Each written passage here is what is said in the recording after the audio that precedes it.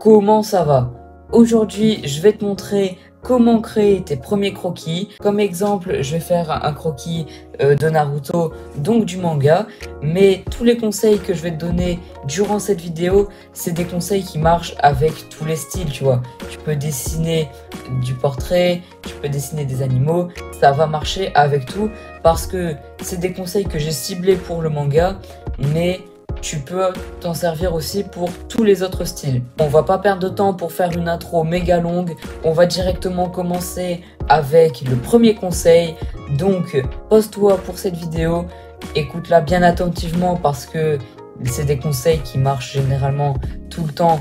Donc, ça peut vraiment t'être utile. Si tu as déjà un niveau plus avancé, en commentaire, tu peux mettre tes conseils. Comme ça pourra tous nous aider. Donc, même ceux qui débutent, ils pourront venir les lire en commentaire.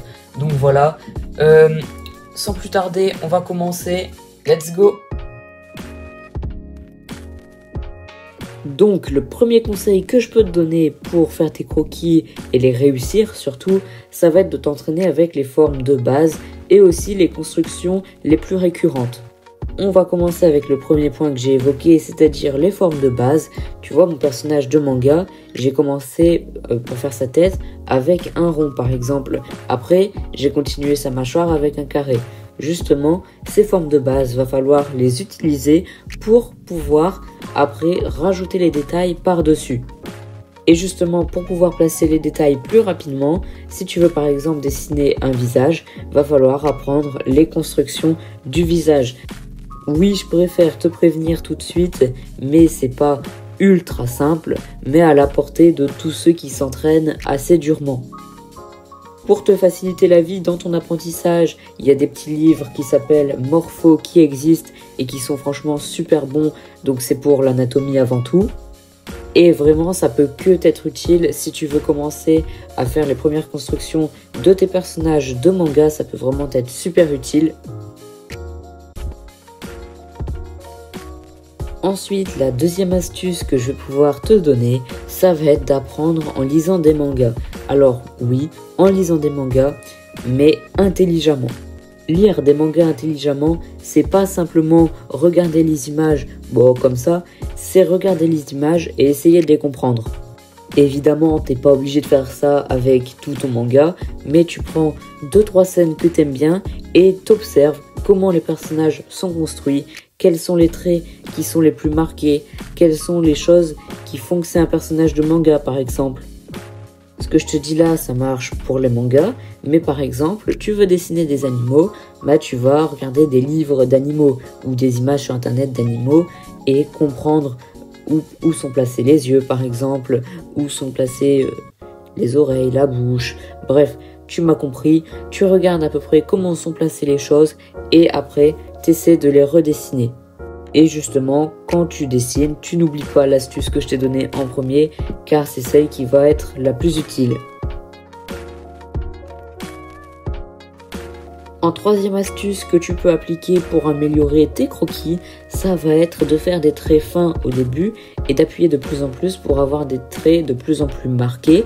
Alors, cette technique, elle est ultra pratique pour par exemple marquer très finement sur ta feuille les constructions de base, comme je t'en ai parlé dans le 1, par exemple un rond pour la tête, un carré pour la mâchoire, tout ça.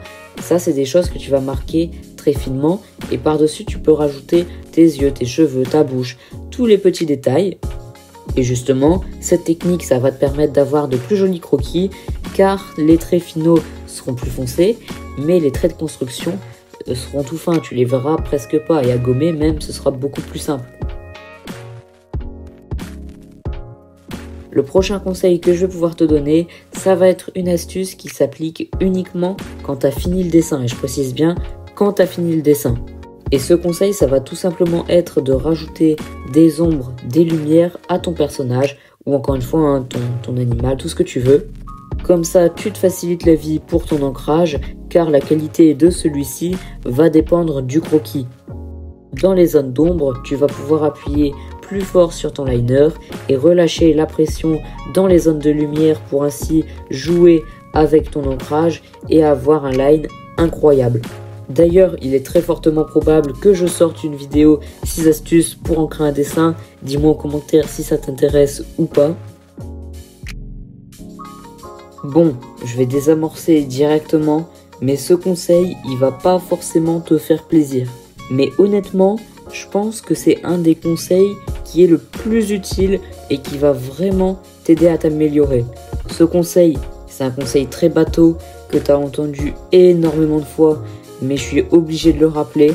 Et ça va être de s'entraîner très régulièrement, si possible tous les jours. Alors pas forcément 1 heure par jour, mais ne serait-ce que 10 minutes tous les jours à faire un petit croquis. Et rien qu'avec cette méthode, je peux t'assurer que tu vas réussir à faire des dessins qui seront de mieux en mieux à chaque fois. Surtout si en plus tu appliques les conseils que je t'ai donnés juste avant. Pour la fin de cette vidéo, je vais te laisser avec le dessin en accéléré. J'espère que celle-ci t'a plu. Si t'aimes bien mon contenu et que tu en veux plus, tu peux venir me suivre sur Instagram évidemment. Mais aussi j'ai ouvert un compte TikTok et si tu veux venir voir, voilà, ça fait plaisir. De mon côté, je vais y aller. Je te dis, comme d'habitude, à la prochaine pour une nouvelle vidéo. Au revoir.